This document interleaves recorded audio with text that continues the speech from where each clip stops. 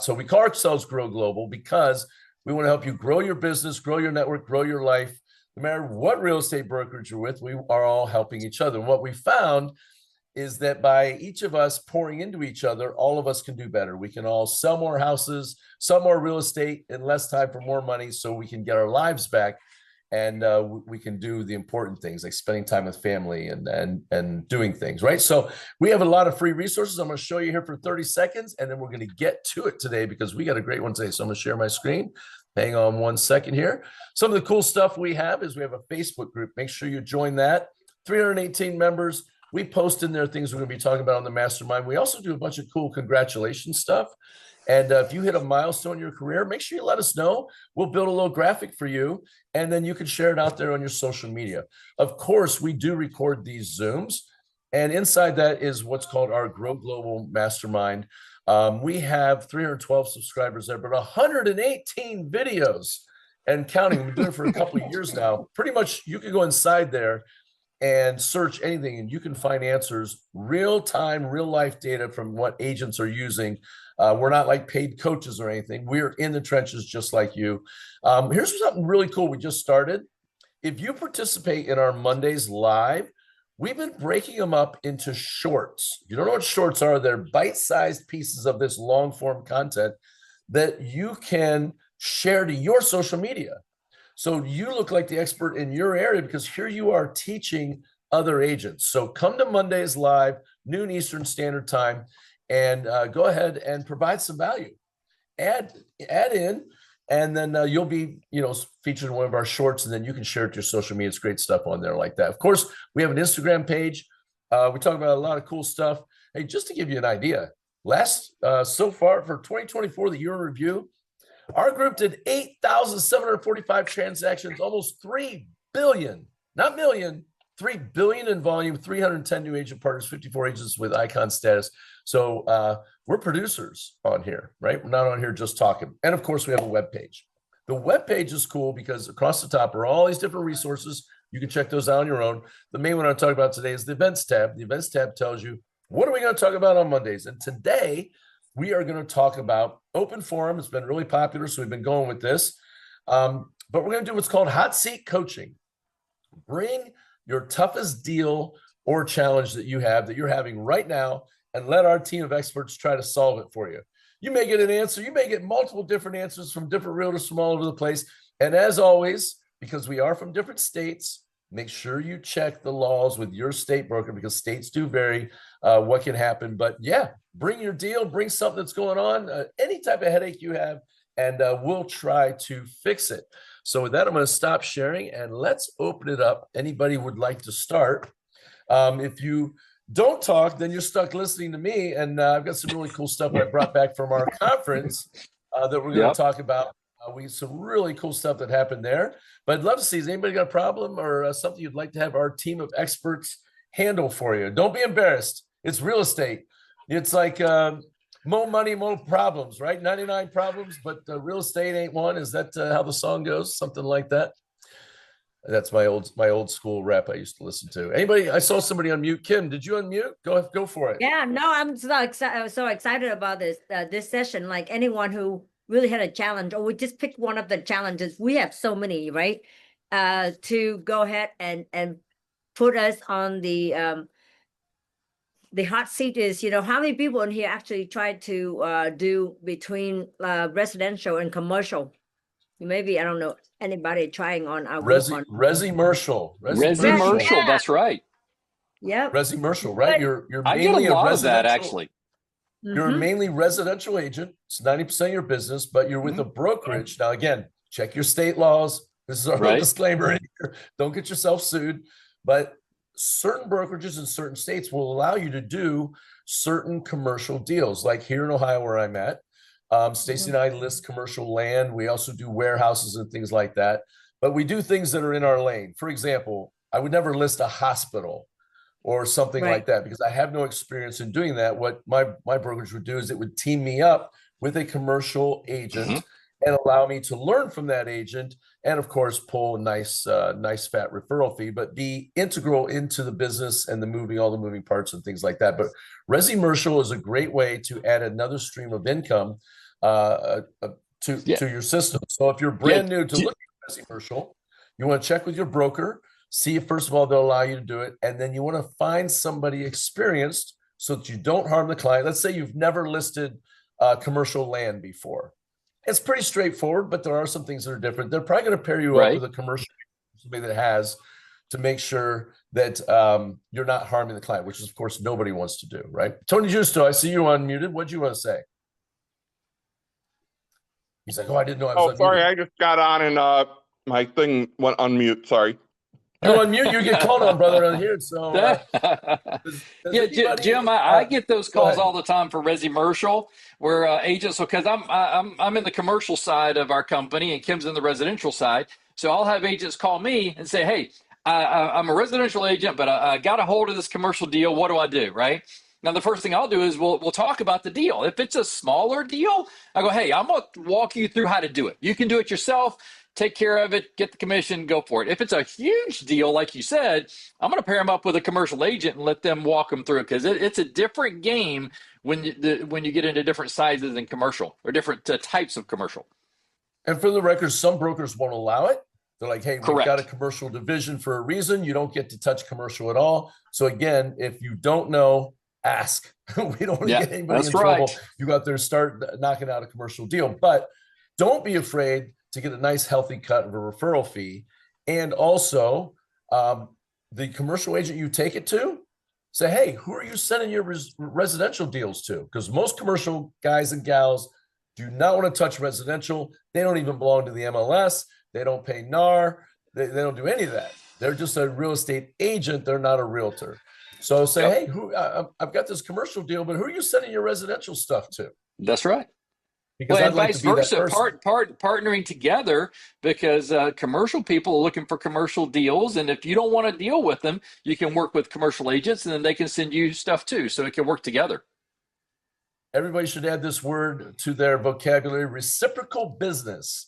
If you're getting hit up on LinkedIn, you're getting hit up, right? Getting hit on, right? Basically, as realtors, we feel like we're being hit on by lenders and title companies all the time.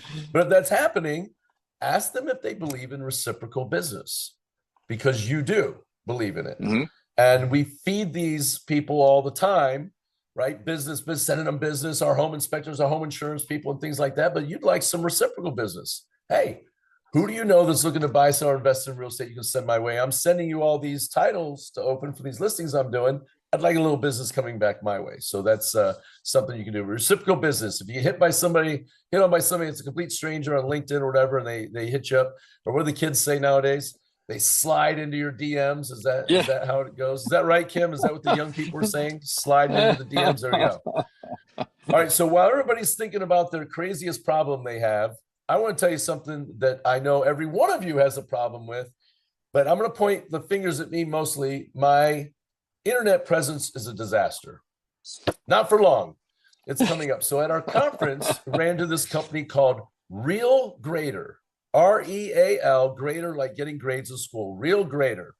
And what they did is they did a on-the-spot analysis by Googling you and checking out all the things, how you show up on Google, because that's what people do.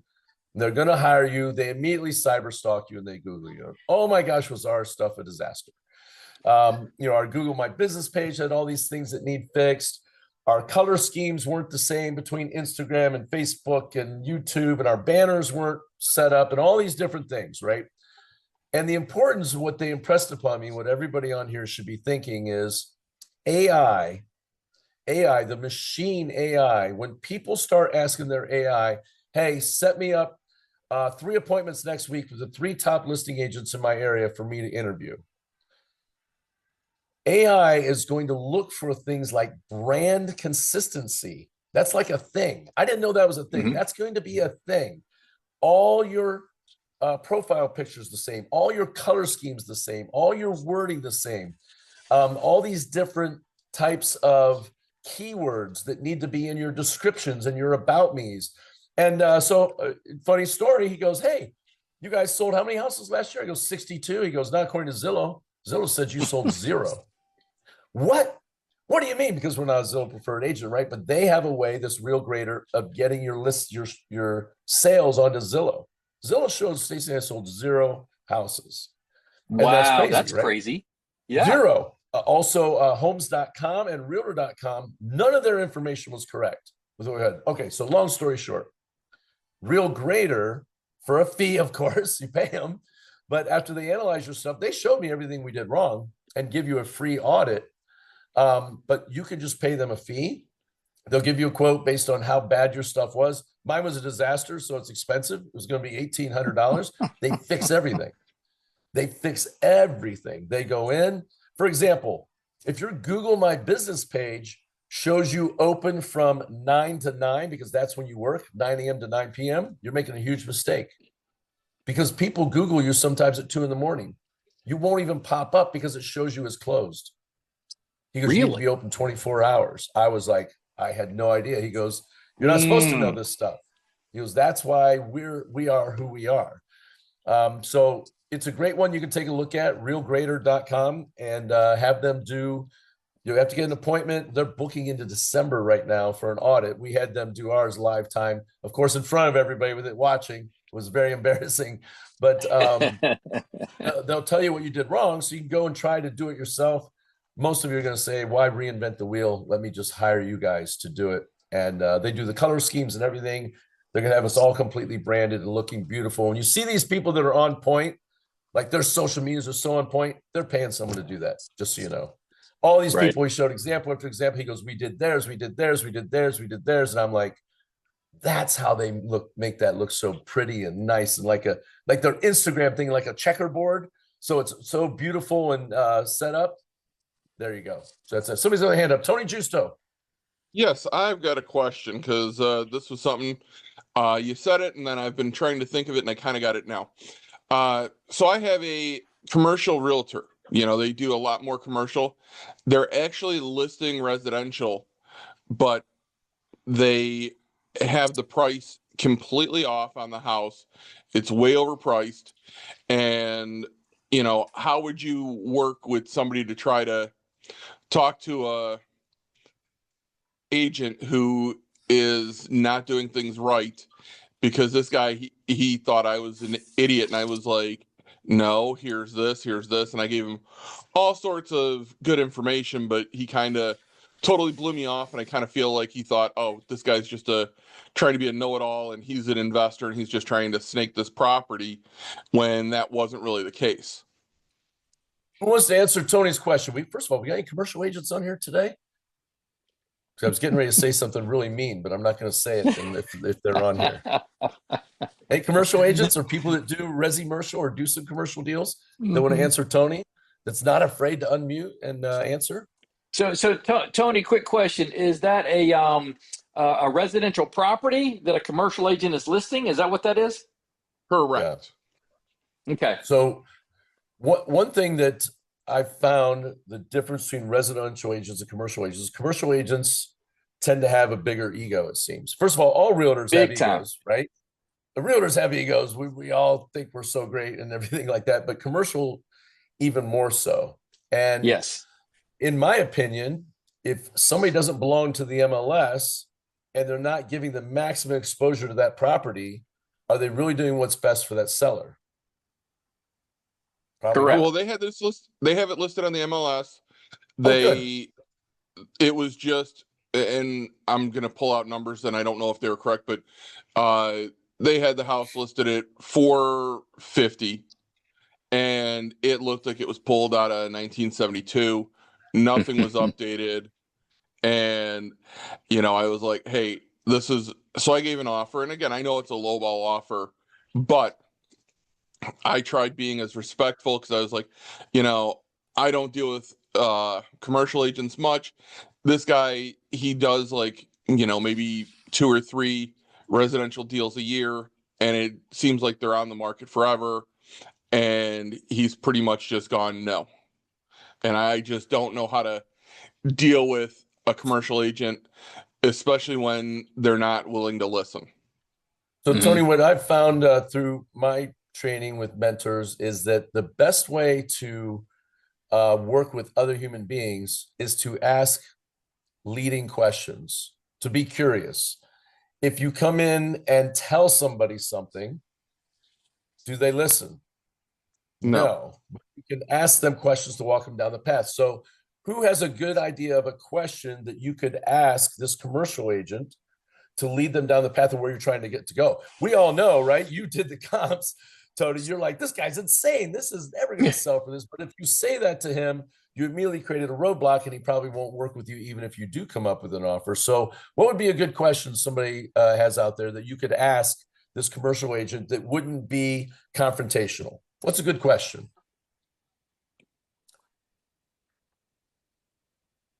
Guys are going to be stuck hearing me talk the whole time.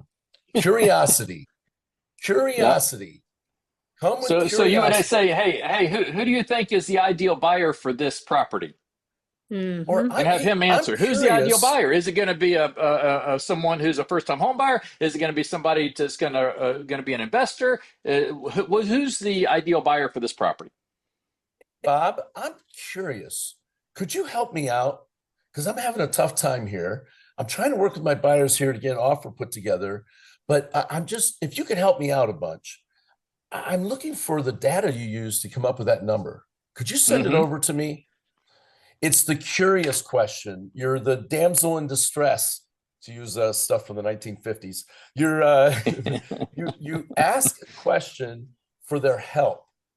Now, Tony, what position does that put that commercial agent in when you ask for his help? Even though we know where you're going with it. Oh, I know. It'll put him at a, let me show you. And I did ask him. What I did was I went in with the, hey, I'm looking at this property. I'm just not seeing, the numbers where you got them at. Can you try and help me explain this to me? And he's like, you're an agent. You should know how to do that, is what he came back with. It was just like don't be a dumb pissant, and kind of totally threw me off for a loop because I'm like, okay, that's not normally how I would have responded to that. Right. So his ego is still involved. Christina Murphy, Team K, you wanted to answer something on that. Let's hear what you got. I just want to throw this out there. I know we're talking about commercial, but we actually just had this situation happen over the weekend with a little cabin up in North Georgia. And they were overpriced. A year ago, they were on market for a price. We made an offer, seller decided to rent it. Our clients are still interested. We went back in. They had increased the asking price. Now, last year we made a full price offer. They increased the listing price by $75,000. I couldn't find anything to justify that at all. So what I did is I asked the agent for the comparables she and the seller used, which is what Tony said he did. She did send them over. What I found was she was using comparables that weren't anywhere close to the property, or they were over a year old. We went in, and I couldn't believe I did this, but we did. We went in $110,000 lower than asking. And do you know what? They came back, bumped it up 20 grand. We got it for 260, and it was on market for 350. So Wow. I guess my point is, I also sent to them a year ago, it was at 275. It's worse. It's in worse shape now. You don't have anything to justify these higher numbers. And so when I sent the offer, we sent it with all of the things that were in disrepair that weren't that way a year ago, and they didn't push back at all. So I think having that, like if you have justification for a number, sending that justification, whether it's residential or commercial, will always help your case. I did not send my CMA over with them. That's a good point where I probably should have. But I did mention that the comps I got in were well lower if the house is completely fixed up, and it does need work. And I even use while I understand the house is livable as is, unfortunately today's market, buyers do not want or will look at things that are this dated. And was very respectful. I actually used AI to help me craft my response because I wanted to take my ego and emotions out, but I did want to be, authoritative with the guy because I could tell he wasn't willing to kind of listened. So it was like, okay, you're going to get the facts, you're going to get this. And I went into detail and I said, this is wrong. And I said, roughly this is about how much it'll take to repair was $100,000 or over 100,000. And he's like, you're insane. He's like, there is no way it's going to take over $100,000 to fix up a house. And I said, and then I came back and I know when he pretty much said, don't leave me alone, don't bother me anymore. And I kind of let my ego get in the way. And I said, well, when was the last time you have rehabbed a house? I don't know if you've been to the hardware store. And I basically said, if you look, and I said things that are rising because of wildfires, hurricanes, supply chain issues, and you contact anyone to do work for you, their prices are sky high. Please help me out and figure, and tell me where you're seeing something cheaper. If you know someone cheaper, please pass them on, because I'm willing to talk to anyone. And he kind of said no, and he just like left it. And I was like, okay.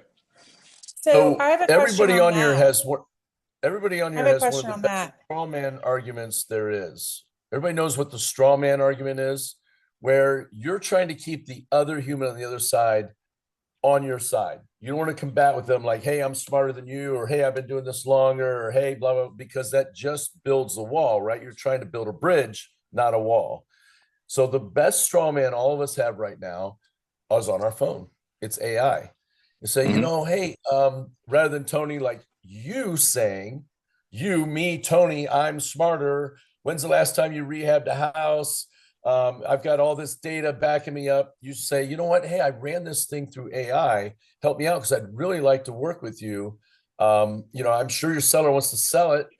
My buyer would maybe like to buy if we can come to terms. And you and I could work together. I think maybe I could learn something from you. But I ran the repairs through AI, and here's the itemization that came back.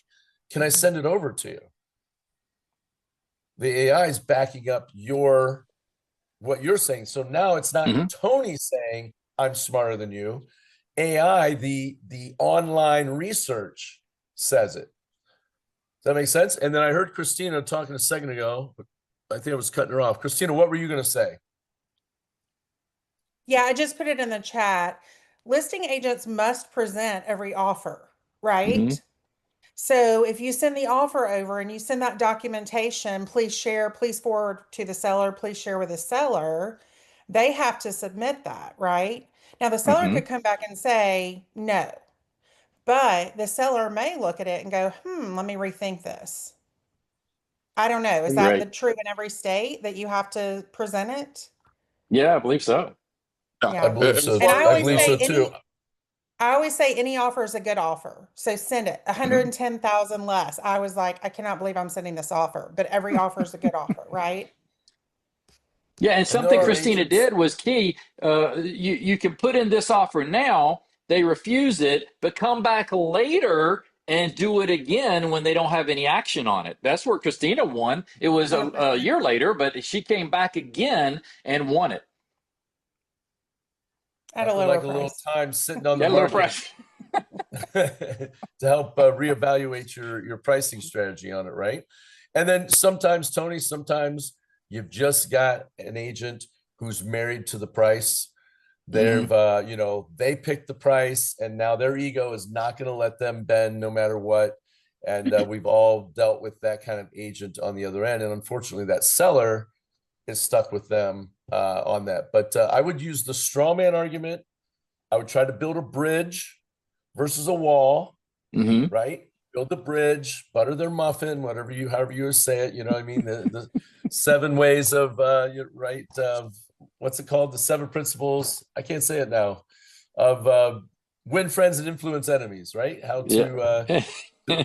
build that over, and don't be the source of bad news or the source of the information. This is just what other people say. It's called the straw man argument. And so it keeps the person on the other side that you're negotiating with from seeing you as a competitor.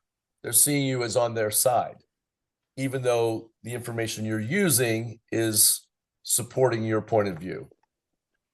Well, help me Anybody explain. working with, yeah, anybody working with a really a listing that's on the market almost like 170 days, and the price they won't move it off because because for the situation I'm facing right now, the owner is the listing agent who is part-time. He can't show the property. He didn't have the keys. Oh my God. So how many people go into a situation like that? How you know, it is the funniest thing. He has to wait. Like I try to set up a showing and he's like, I don't have key. I don't have time to meet. I'm like, how do you plan to move your property? Literally, right? He's like, well, when I get a chance, I'm so tired. I'm so like, do you need an agent that can help represent Sounds you? like it. I The literally hardest part, asking. the hardest part of selling anything that you own without using a broker or somebody else to sell it for you. Let's just take a car. You have an old classic car that you loved, and it was your dad's car, and you've had it and you've babied it and things like that. And in your mind, because you're emotionally attached to it, you think it's worth X amount of money. But the market will only bring you half of that. But people will be hard-headed because they let their emotions get involved. And it's one of the number one reasons that sellers need to use an agent to sell their home. It doesn't matter how many Christmases you've had in there. It doesn't matter the beautiful color of carpet that you put in that you thought was awesome and you love. You're emotionally attached to it. And that's why an agent is there. So what happened to Kim, the listing agent is trying to sell his own home. He's making an emotional decision on the price because, you know, he raised his kids there. He has family there. He spent, you know, time there. And that has a value to the owner, but not to anyone else. And that's one of the great reasons of having an agent, because they can take the emotion out of it. I was going through it last night at dinner with one of our clients, just letting them know it doesn't matter how you feel about it and how nice the neighbors are and things that you think. That doesn't bring value to the buyer coming in, right? That's right. Who else got something out there? So Tony, did that help a little bit? Build a bridge, see if you can butter his muffin a little bit, and then use the straw man argument when you present the data. And I think what Christina said is a great idea. Any offer you send, make sure you send your comps and then ask him for his help. These are the comps that I'm using. Please tell me which ones you're using if it's not these. Yeah. Hey, another thing, show know, it a bunch and leave your card every time you show it. So when he doesn't get it sold, they'll call you. Right. That's a great. what I'm planning on. This is a probate house, so I don't even know if the owners go there very much or whatnot to see. Probably not. Yeah, probably not. So I'm gonna wait about 30 days and let cooler heads prevail, so to speak. But I was just like, okay, this place has been on the market for well over 100 days so far, and you know it's just going up. So I'm like, well, let's see what will happen in another month. Maybe the owner will, you know, be telling this guy, hey, what's going on, and they don't want to deal with it through the winter. Good luck on it and keep us up to date on it, Tony, here in the future. Let us know how that thing goes. Who else has got something out there you're like, it could be anything. It could be a lead gen issue. It could be a tech issue. It could be a deal issue. Taryn, is it Taryn? Dude, it's Tariq. Tariq. Yeah. Go for it, okay, man. so it's interesting that you have this platform today, because I was actually going to reach out to you guys and say help. So I have this condo listing, and I'll try to make this quick. Out of town clients, they originally bought the home for their daughter while she was here in school. And Rob and Kim will know the area is Peachtree Corners. It's a nice community. They bought it. She decided she was homesick. She graduated and she moved back home. They rented it out, which they should not have. It's not tenant approved, but they got away with that for over a year. The tenants were not the greatest. Also, the dad, nice guy, but he is an agent, technically a real estate agent, but not active. So there's that dynamic. The tenants they had in there were two female roommates. They weren't the greatest. They were barely paying. I'm learning as we go along. I probably should have been more authoritative in what we should do and what we should not do. We put it on, in my opinion, too early. The tenants were not moving out for, I don't know, 4 months, I think, at that point. And it needed work, that sort of things. I mean, it's not terrible, but it could use an update or refresh. And then there was a peculiar smell. You guys can probably read between the lines there, that actually took some work getting rid of. And just a real quick story, because it kind of pissed me off. At one point when the tenants were there, one of the roommates moved out, so it was just this one girl. And we said, hey, we have a showing. I just need you to vacate for a little bit. She said, fine, no problem. Showing, the buyer comes by, opens the door. Hello, anybody home? No. Hello, anybody home? Goes back to the master bedroom, opens the door, and the boyfriend, who shouldn't even be there, is passed out on the bed. Never hears them. They say it again. Naturally, they're freaked out and they run out. And that killed that deal if there was ever going to be one. So I was pretty annoyed, because now you're affecting a lot of people. So we were able to at least get them out a little sooner than we had actually asked them to do. So now here we are, 6 months, we're going to renew the contract. But the problem I'm having is just we're barely getting showings, and there's 3 identical homes in the community. And they're all relatively priced the same. We have dropped the price. It didn't even really matter, in my opinion, because there's 3 identical homes. No one's just really coming to that community. So I market it. I happen to be on the Making It Rain Council, so I get to market it for free. And so it's been heavily marketed, and I just cannot get any traction on that thing. Who wants to read some? Where are you priced based on competitors in the market? Probably right in the middle. Now, initially it was priced high. He wanted, again, learning as I'm going. I let him, let's price it high. It's early. We're probably not going to get a bite. He's not going to make any money. He's aware of that. He was at least trying to break even. That was the goal. Now he's paying for it and no one's there. And so it's probably in the middle. They would probably take literally any offer at this point, right? Almost, I don't know about the $110,000 deal that was mentioned, but they just need an offer. So Christina had something great. I would like her to expand on it, please, because she said. Sorry, y'all are hitting on everything today. Go for it. I've had this so many times. Even recently, we just put one on market a few weeks ago, and what I do now is I will offer 3 separate price points strategies. One is if everything is move-in ready to go, looks beautiful, always, of course, photography. We have a virtual staging platform that we'll do. If it's vacant, we'll show vacant and virtually staged. That's your highest asking price, of course, in line with comps. Then I offer one that's like, hey, if you just do these 1 or 2 things, we could price it here and you would be in line with the market. There might be a little bit to do, but maybe it's something as simple as landscaping. I don't know. And then I offer one that says, if you do nothing at all, here's where you should price it. And I always make sure that's priced well below what the market value is in that neighborhood, area, complex, whatever. That has worked for me because it makes the sellers feel like they are actually choosing the price when you've actually done all this strategy work and presented it to them.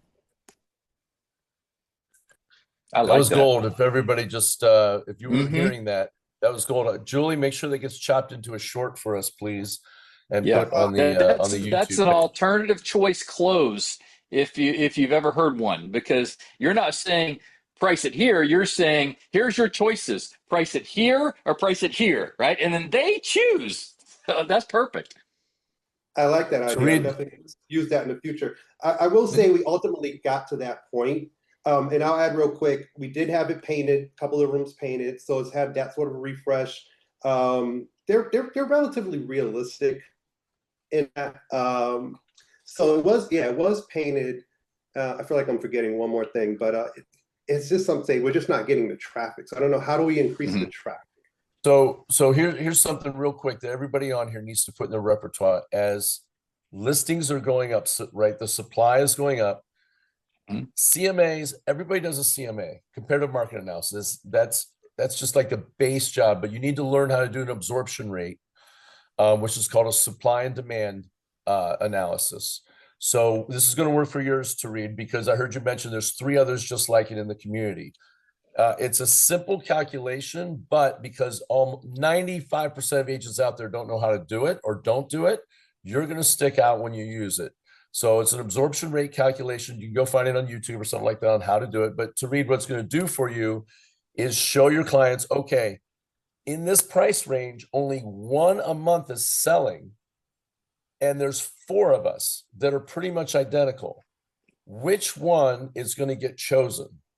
Because we have 4, I'm just using fictitious numbers. I don't know your market, but let's just say 1 a month is selling, and there's 3 others just like us. Mr. and Mrs. Seller, who are people going to choose? Here's the pictures of the other 3 and the shape they're in at a similar price to us, and here's what we look like. So how are we going to get chosen if only 1 a month's getting chosen and there's 4 of us? And you'll calculate that out for them, and then they have to decide, well, we don't want to do anything. Well, great. Then we're at least probably looking at least a 4-month sale if and only if no one else comes on the market. If another one comes on the market like us, that extends it out even further. Do you think there'll be others coming on the market? Because right now, according to our absorption analysis, supply and demand, 2 a month are being listed. So that means next month there could be 1 will sell, there could be 6 on the market. It's going the opposite direction. We're chasing the market. We need to get chosen now before the supply gets even higher. And I would use that to read and also show them with what Christina said on there. I think it's great. And it'll give the sellers data where you're being the source of the information, but you're not the bad guy. The bad guy is the one that says, lower your price, fix the house, right? Now you're not on their team. You're the boss. And nobody likes bosses on that. That's great on that. Who else had something they wanted to add? Hey, Tarek. So that listing you have, so how much is it? How much are they kind of the rent versus the mortgage payment right now? How are they doing on that? Are they breaking even? Are they negative? What are they? At this point, they're negative because they've And paid how much negative? 1,000 a month, 2,000 a month, how much? somewhere between probably let's call it 1,500. Okay, so as a listing agent, you guys have to know this. You got to know the pain point, which is like they out $1,500 a month. Okay, so how much is the house listing for right now? 245. Okay, 245. All right, so 245, and is that on right in the middle of everybody? Like Yeah. the same price? Okay, so here's what you're gonna go and tell them. So 3 months from now, which is another $4,500 gonna come out, right? You just gotta give them numbers. You gotta tell them 3, 5, 6 months from now, because right now we go into winter market, right? So as a listing agent, you gotta be able to be strong and communicate the actual loss, for example, and then you still let them take the heat, take the hit for it, really, because it's not really your problem, but it's our job as listing agent to calculate to them exactly if you price it this one. This price right here, like Christina was saying earlier, give them 3 prices. At this price right here, you're gonna be breaking even, yet you're gonna, whatever, get the numbers straight, right? For example, what happened to me for the last listing I just sold it, when I got them on the market, I did exactly what she said, like 3 price point. I say, if you were to list it at this price, you moved it really, really soon. And then your loss will be $45,000 versus more. And they're like, oh my God, they heard $45,000 loss. They was about to lose their mind. But in this market, guys, you have to be able to be strong enough to be able to communicate. It's not your fault. Whatever you bought before, you're going to lose at least 30%. It's just, you got to communicate. Go ahead. I was going to say, and also, anybody who's on here, take a screenshot of the names that are on here. And if you find somebody that you like the way they're presenting it, have them get on a Zoom with you and your seller. Provide you're in the same state and all the laws work and things like that. But bring in one of the more experienced agents that's been doing it 20, 30 years and let them help you work through it. For example, if you've never done an absorption rate analysis, you may not want to go at your first time all by yourself explaining it. Grab somebody who's done it a lot, because they haven't had to be used in the last 10 years. I haven't done absorption rate since I think 2012 was the last time we did them, because the market's been so good, but it's starting to swing back with more supply. You're going to need to know how to do that and how to present it properly to get sellers to price the way they need to price to be able to sell. So feel free to reach out to people that are in your market that you see on here. I think anybody who's experienced would be happy to help you get it across the finish line. Great stuff on that. So Who else got some? because- Tareed, that was a great one. Did that answer your question, That's Tareed? good. That's good. Yeah, it's very helpful. I mean, I think in looking back, I should have not let them price it so high. I told him when he priced it, I was like, you're not going to sell this. Not only that, your tenants can't move out. So who's going to buy it, right? Like, they're not gonna wait 4 Good thing months. is to say, with tenants, it needs to be priced lower because that's going to be a negative. Yeah. So if someone would have to buy the house and not be happy, not be okay with not moving in for 3 months, like that was never going to happen. So, Right. but he wanted to do it. So yeah, we're right there. Kim, Christina, thank you guys. Those were great ideas. Right now, everybody out there, with what we're hoping is going to happen, no one can predict, but we're hoping rates are going to come down. Look, there's a pent up buyer demand out there. When those rates start with a 5, like right now we're at 6.13. When it goes to 5.99, there's going to be so many people that are going to lose their mind, because they read headlines only, and they're going to see that 5. And they're going to think that's so much lower than 6.13, 5.99. The gun is going to go off. So if you're on here and you're watching this, I would be grabbing as many listings as you can. Sometimes that means you may have unrealistic sellers that want to price a little high. Here is the trade-off of what we do. Look, it's going to take longer to sell like that. So we take a 1-year listing, not 90 days, not 6 months. And that's the trade-off with the seller. If we know the rates are going to come down, the gun's going to go off in May, June, right? Not just the seasonal uptake, but also Q2, when rates take a nice healthy drop to probably 5.75, 5.5. It's going to go nuts. So we want the inventory. I'm talking about Stacy and I here in Ohio. We want the inventory. So we're grabbing listings right now, but if they're unrealistic, we're making them do a year listing.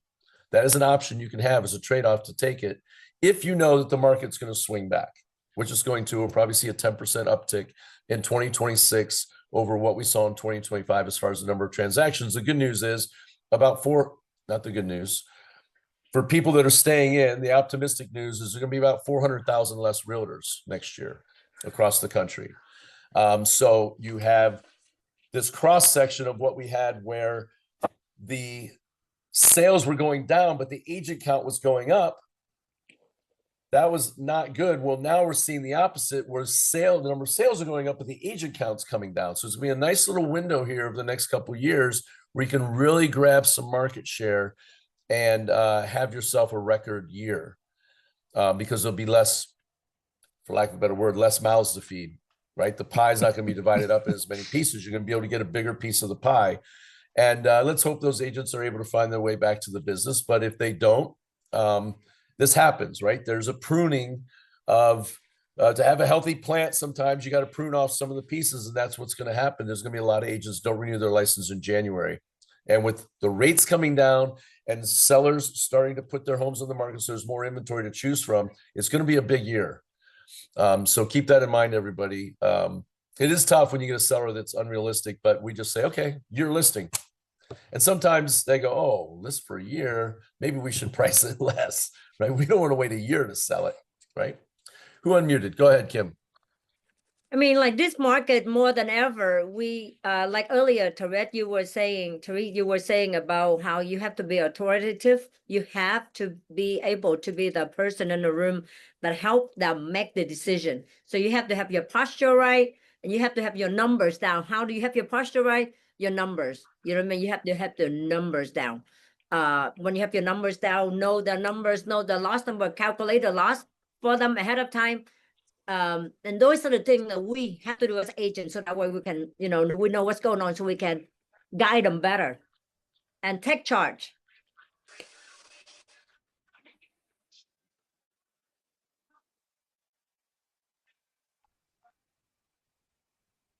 Jim, you muted Hey, Jim, you're yourself. muted. Yep, Yeah. sorry. So what we have, Christina said, every other agent is taking off for the rest of the year, and we need to stay in front of them now. So we're the ones they think about when those rates drop. So that's great Absolutely. advice. It Yeah. seems like in Q4, especially right after Thanksgiving to maybe New Year's or even the Super Bowl, sometimes a lot of agents take off, and I think you're gonna be able to grab market share. I think rates are gonna be coming down. We gotta get Christina, the what are government- some of the things that you're doing to get in front of people during this holiday season?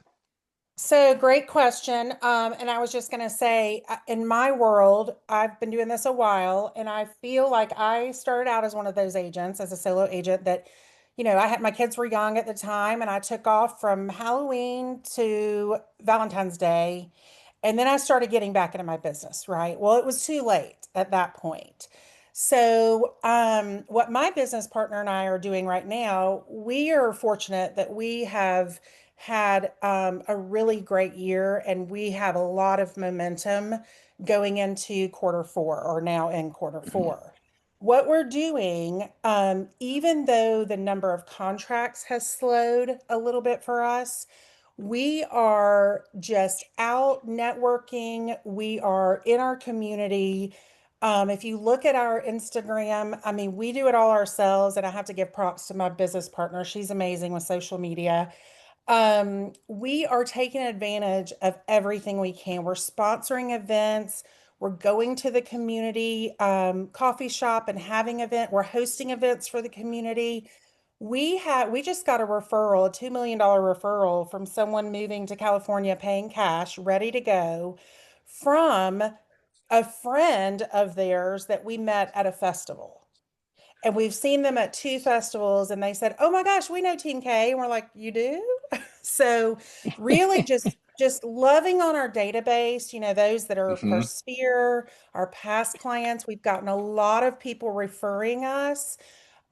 Really focusing on that right now. We're working on systems, we're doing YouTube podcasts, we're working on all that right now, so that when January 1st comes, all of that we've been working hard, putting the work in, so that next year it just starts to flow. So I would say just from my learning experience, my personal learning experience, now is the time that you have to wake up every single day, and you have to say, what can I do today that's going to grow my business? What's going to build my business? I may not see it for 60 or 90 days, but what am I going to do to get that phone call in January, February, March? So that's really it. We're focused on social media. We're focused on being in the community. We're hosting events. We have sponsors, quote sponsors, that pay for our events. We tap into our mortgage and attorney relationships, home warranty companies, and it's not a lot of money out of our pocket. We coordinate it with someone in the community. They win from it. We win from it. So that's really our focus. And guys, this is the easiest time of the year to do that stuff. It is so easy right now to actually meet people and talk to people, because everybody's out. Everybody's out. Everybody's talking. It's the holidays. You have a reason every day to talk to someone. So that's just where we're focusing our efforts. We'll see. Talk to me back in Q1, and I'll let you know if it worked. That's gold that Christina's giving you there. And if you're somebody who has a tough time getting motivated to talk to people and things like that, put this sign up near your computer or wherever it is you work. And that is, real estate is 90 to 180 days downstream of what I do today. So would you like to get a check 90 days from now? Well, Right. what did I do today to earn the check? Because here's the problem with real estate, and I think this happens to a lot of newer agents. It's like going to the gym. If I go to the gym today and work out really hard, am I going to be in shape? The answer is no. If I do it today and tomorrow, 2 days in a row, am I going to be in shape? No. If I do it for a week, am I going to be anything other than sore? No. But what happens if I do it for a month? I'll actually start to notice something in the mirror. What if I do it for 2 months? My partner will actually start to notice that I look different. And if I do it for 3 months, 90 days, strangers will notice. And that's the same thing with your real estate business. Nothing is going to happen if you do it just one day. You might as well not do it at all if you're just doing one day. But if you consistently can string it together, exactly what Christina is talking about, and string it together, do it for 90 days and watch what happens to your business. Nothing's going to happen tomorrow or the next day. Every now and then you get a lightning in the bottle strike where somebody's like, hey, I was just thinking about listing my home, right? But it's going to happen for you 90 days from now. You'll be so busy you won't be able to keep up. And then what most agents do is they stop doing what they did over the 90 days to get there because they're like, I'm too busy to keep doing what Christina was talking about on that. It is a great time to get out and talk to everybody and see people face to face, and go nuts on your social media. Double, triple down on it. Contact everybody you have through Facebook Messenger. If you have 1,000 friends, every single one of them should get a personalized video from you here over the next 60 days. You can do it. It's 15 a day. If you got 1,000, clients / friends, you can do 15 personalized videos a day and send it out over Messenger and talk to the people. You can do voicemail drops. You can do mass emails, mass texts. If you don't know what voicemail drops are, look those up. You can create one perfect voicemail, 30-second voicemail, and drop it in every single person's voicemail that's in your phone. That's in your phone. A message, your voice talking to them. Thank you so much. I hope you have great holidays and things like that. So, all right, we got 8 minutes to go. Anybody got another problem? We get some great advice. A lot of quiet people out there. Should just start calling on people. Kim, what do you think about that? Just start calling people out. They come in, they're trying to sneak in and just listen. They're lurkers on the mastermind. They don't want to be a part of it. JB, you unmuted. You unmute JB, you get called on. Go for it. I'm unmuted. What's the name of the analogy that you mentioned about comparing the cost? So there's a comparative market. It's a great question. I'll put it in the chat also, but it's called a comparative market analysis. Is what every agent does. That's the most basic, least amount of work you should do to be hired as a listing agent. But it's a supply and demand analysis with the inventory going up. You need to be able to do a supply and demand analysis with an absorption rate calculation. And you can find them on YouTube, people do them and things like that.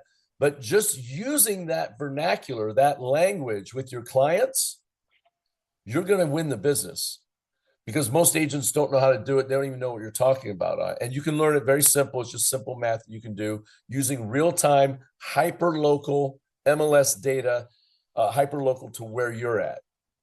And it'll be great. You'll wow the sellers. And maybe some of you might even wow your broker. They're like, wait, where'd you learn this? It's old school stuff from back in the days when the inventory was higher. And as the inventory climbs, you learn that skill set, you'll win more listings, even against agents that maybe been in the business, 10, 15 years that don't know how to do it or don't remember from back in the day when you had to do those things or you weren't going to get a listing. That answer your question, JB? If you didn't catch it, we record these. You can always go back and watch it on the YouTube too. But absorption rate is a big thing. It's supply and demand analysis. Big, big, big. That's a great tool to add to your listing toolbox. All right, we're wrapping up near the end. Anybody else want to throw one in before we, as we close up? Tareed. You can. Oh, wow, you touched that quick. So I just thought of something. Kim, you mentioned about taking their losses and basically putting it into the price now, right? Could be another 3 months of $1,500. But what if now you're hovering right around what their loan payoff is, or maybe even below what they owe? How are you presenting it? Yeah, Kim mentioned another name in the initial explaining. That's what I was mean asking. Absorption rate? Yes, yeah. Thank you. Absorption rate. Okay. But yeah, Kim, how do you present that when now you're potentially going to be below their loan payoff? So they have a couple choices. One is you can do a short sale, which I don't recommend. If people don't know what short sales are, it doesn't mean a quick sale. It means the bank's being shorted money. There are sometimes, look, this is the old school ways, but we've had people had to put, their $5,000 short at closing. They've had to bring a credit card or a money order or get a short-term loan, those personal loans to bring to the table. There's those types of things. What were you going to say, Kim? For the seller? Yeah, so let's say the seller owes 200 grand. The property's only going to sell at 180 plus closing costs and fees. They're only going to be getting 170. They're 30 G's short, let's Yep. say. And they don't have it. They've been running late. The tenant hasn't been paying and things like that. There's a thing called a short sale with the bank, Mhm. which means the bank's being shorted money. It's not a quick sale. Short No. sale means short on the money, not short time ways. And you Right. can do a short sale. We did them for 5 years straight back in the Yeah, I did 07. too. Yeah, that's all the OGs actually did. We all did. Like Rob And and the I. seller negotiates. You, as the agent, negotiate on behalf of the seller with the bank to take short, and then the seller either takes on a side loan with the bank to pay it back over time, or they flush it and they have to do, sometimes they have to do a BK and things like that and wrap it up into a 13 and pay it back over time. Other times the bank's willing to flush it because they have private mortgage insurance. And as we know, the mortgage insurance doesn't cover the seller. The mortgage insurance covers the bank. The bank does their calculation. Okay, bing, bang, boom. Mortgage insurance will kick in, make the bank whole. And then the insurance company's out the money, provided it was fit in the right parameters. And that's a whole science and an entire series of masterminds in and of itself. To do Right. the short sale. One But it's thing a great Kim did question, really Sheree, well because up front. we're going to see some of it, I think. Yeah. One thing Kim did really well up front is she prepared their mind up front to say, hey, you're going to be taking a loss at closing. Are you prepared to bring money to the table? I think Christina just mentioned that as well in the comments. Yep. Are you prepared to bring the money to the table to close this deal? So prepare them up front for what's about to happen. They can take it You out of cannot 401k if they've got it, not have to pay a penalty. Of course, consult with your 401k program before you do it to make sure. But usually, because it's housing money, they can take the difference. They owe 30 grand, they can pull it out of their 401k without taking a penalty and use it to make up the difference. There's all kinds of different stuff they can do to read. It's maybe as we get closer here, it might be a mastermind we need to do. I saw Vicky unmute, and then we're going to wrap up. Vicky, did you have something to add or question to ask as we get towards the end?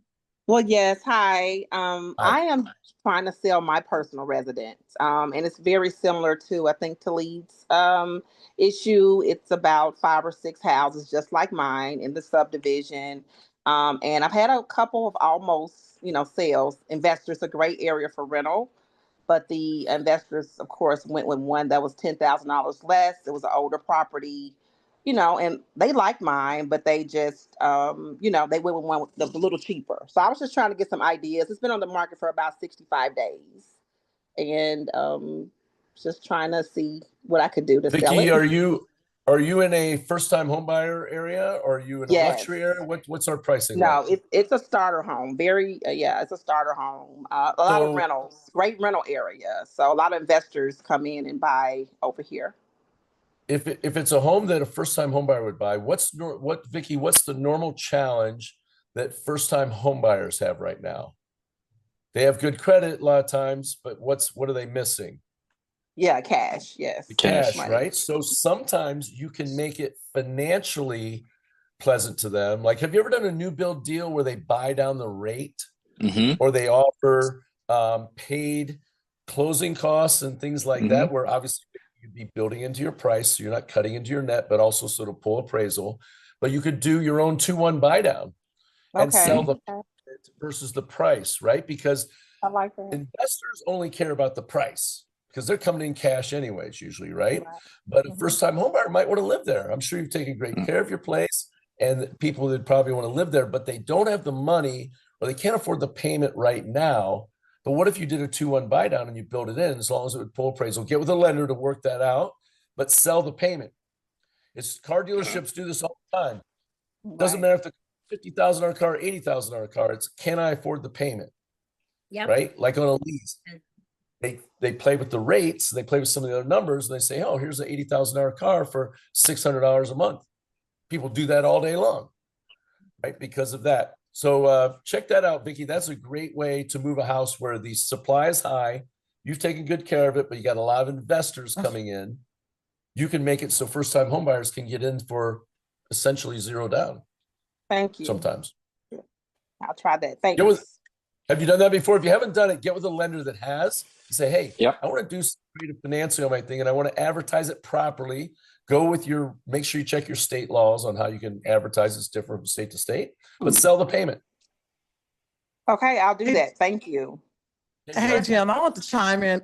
This is Tracy Go Wiggins. ahead, Tracy Bus Moves Wiggins. What's up? How you doing? Hey, Tracy, I'm welcome in a back lash appointment. That's why I've been from so the quiet. world traveling.